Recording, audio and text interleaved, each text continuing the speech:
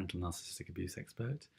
I work with adults who are parented by a narcissist or who experience childhood emotional neglect to overcome their childhood hurts and recover their self-esteem and self-confidence so they can live the life they really want. So welcome back to the third part of my three-part series on the 30 signs that you were parented by a narcissist. So far we've covered the first 20 and we're going to dive right into number 21, which is really not often talked about actually in terms of narcissistic abuse, and this is unexplained illness. So quite often people who are parented by a narcissist grow up having a lot of unexplained symptoms, low-level viruses, sore throats, bad tummies, aches and pains. They often come down with illnesses, and this is kind of like a body response to the trauma that you experienced as a child. And while that trauma remains unresolved, your body kind of is still, well, it might be in flight mode or fight mode or frozen. It could be any one of those three, but your body's doing a lot of work to hold in whatever your experience was. So not very often spoken about that one, but getting ill very often, at a low level at least, is a sign of being parented by a narcissist. Okay, 22.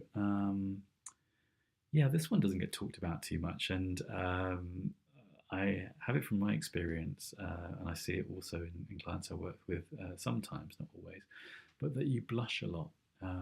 So if you're a blusher, it might be, maybe just a blusher, and that's fine. And there's lots of people who are, myself included. But it can be a sign of parental narcissistic abuse, particularly when guilt and shame are around a lot, and you can find yourself triggered into that feeling and place of shame, so that your blushing response comes up quite frequently, even as an adult. Okay, number 23.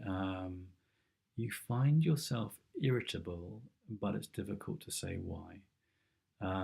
So suddenly you're in a sort of tetchy place. You react rather than respond.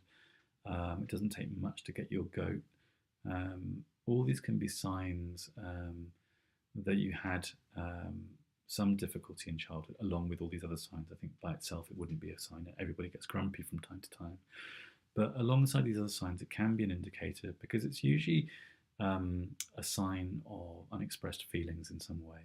And the irritability is kind of like a response that something hasn't been processed. So if you find yourself irritable, if you can't do it in the moment, maybe afterwards, just to sort of reflect, well, what's happened here, either in this particular situation or something in the more recent past that has been a bit triggering for me. Has a boundary been violated? Has somebody not respected my space? Did I see a gesture or hear something? Or did I go to a place that reminded me of something? All those can be signs or triggers, should we say, for irritability, which in itself is a sign then of something deeper inside that is disturbed. Okay, number 24. So we talked about social anxiety right at the beginning in the first video, and now I want to talk about social situations more generally, which can make you feel kind of down in the anticipation of them or in the aftermath. Most obviously this would be like family situations. So if you're getting together with your family, you're not in a place where you've gone no contact or limited contact, but you're still in regular contact with your family. And if you have that sort of oppressive feeling before or in the lead up to meeting up with one or more of them, or in the aftermath you come away feeling really like not at ease in yourself, there's a feeling of depression or heaviness or anxiety, then that can often be a sign that the family dynamics are hurting you, and the chances are that they've been hurting you for a very long time, and this is just getting replayed time and time again when you go out back to see your family. This can also happen in group situations where if you have a narcissistic member of the group, and sadly this does happen fairly frequently, particularly for children of narcissists who seem to have these people gravitate towards them. That's the subject of another video maybe. But when that's the case, then yeah, you can feel yourself, thinking, oh, I really don't feel like going out to this group today, or that really didn't sit with me well. I feel uncomfortable coming home, and I'm not sure why. So these are all good signs too. Okay, number 26 kind of is a variation on these last two. You feel like something's wrong, but you're not sure why. And I'd say this is sort of at a macro level in your life. Um, on the surface, maybe most things are going well for you. You're in a successful job or job you're happy with. You're in a relationship that most of the time leaves you content. Somebody observing from the outside would think this person has a lot of what one might think of that happiness indicators in life, and yet that's not your feeling. There's this kind of underlying dissatisfaction or sense of unease, and things that aren't quite right, and that can kind of ripple out into all the things we talked about so far today. There might be sort of unexpressed feelings, there might be anxiety, there might be repressed anger or depression. All those things could be true, but the sense of unease is kind of pervasive in your life, and that's often a sign that you've been parented by a narcissist, or you've experienced emotional neglect. Okay, 26. Yeah, so when things go wrong, you assume that you're in the wrong. Okay, and this might be a falling out with a friend, or in your relationship, or at work. There's a leap into your throat almost, or your stomach does a lurch, which is something's gone wrong. It must be me. And again, this is very typical of kind of the experience of childhood, which is, a parent will be quick to blame and shame if they're narcissistic, rather than take ownership or responsibility themselves. So that can be an outcome of having that narcissistic parent in your life. And 27 now. Yeah, this one's difficult as well. It really goes to the heart of what happens to somebody who's been parented by a narcissist. And that is in some way that you feel faulty or wrong, or maybe even unlovable. And really, most people, if not all, who've been parented by a narcissist have this at their core. And I'm going to say something that perhaps in your adult self you know already. None of this is true. None of this is your fault. It's not your fault.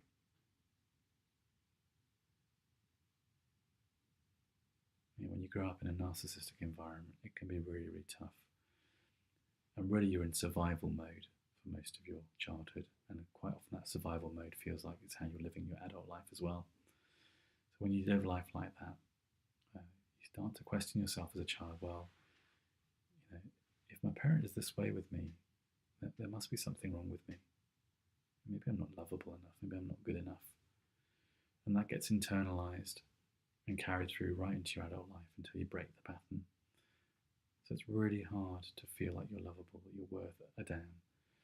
And that's a very strong sign of narcissistic abuse in childhood, or emotional abuse.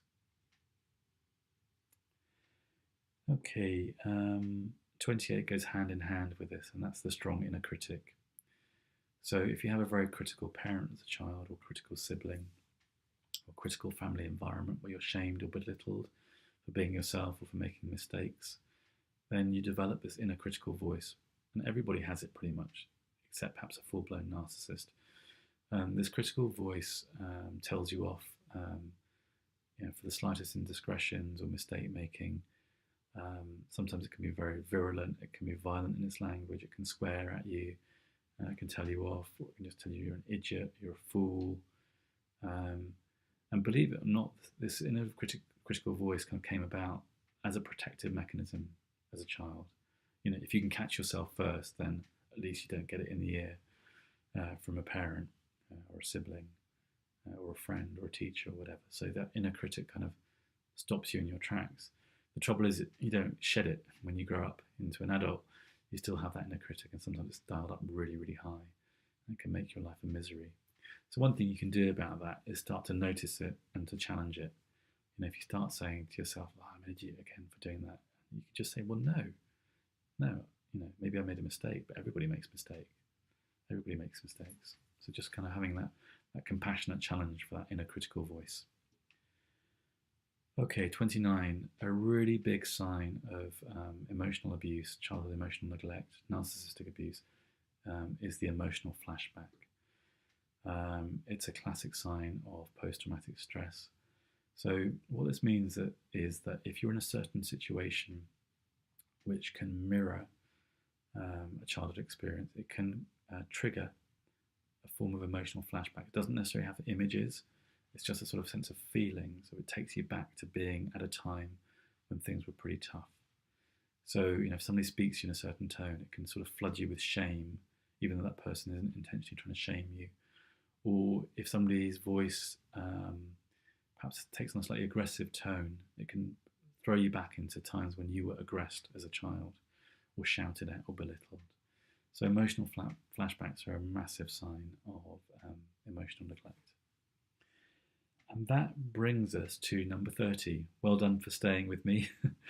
We've done all 30 now, and number 30 is you have a feeling of wanting to run away. And this is really common again for people who've experienced childhood emotional neglect or narcissistic abuse. There's that sense of when things start going wrong, the emotional temperature rises, stress rises, and you have that sense of, I just need to get out of here. Get me out of here, I can't bear it. And that's really that child part of you that's saying, I don't feel safe right now, I need to protect myself. And a big piece of the work of healing when you're an adult, healing the narcissistic abuse, is coming into a compassionate relationship with that part of you that wants to run away, really hearing it and going, okay, this feeling is real for me right now, but do I have to act on it? Maybe there are patterns in your childhood where you have acted on that feeling of needing to run away, or maybe you can tolerate it and be curious about it and listen to it and say, well, okay, this is telling me that I feel really uncomfortable right now. What do I need to do to take care of myself? So there we have it, the 30 signs that you are parented by a narcissist. As I've said in the last two videos, you don't have to have all these signs. They're not absolute indicators that you're parented by a narcissist, but hopefully, going through them, it's given you pause for thought and an idea of the sorts of things that you might be experiencing in your adult life and why, if you were parented by a narcissist or that you experienced child emotional neglect. So that's it. You can get a lot more information and articles on parental narcissistic abuse at my website, www.mattdfox.com. And you can also sign up for regular updates and get my free guide to Inner Peace, the 10 steps to recovering from childhood narcissistic abuse. So I hope you've enjoyed this, and I look forward to seeing you again another time soon. Bye.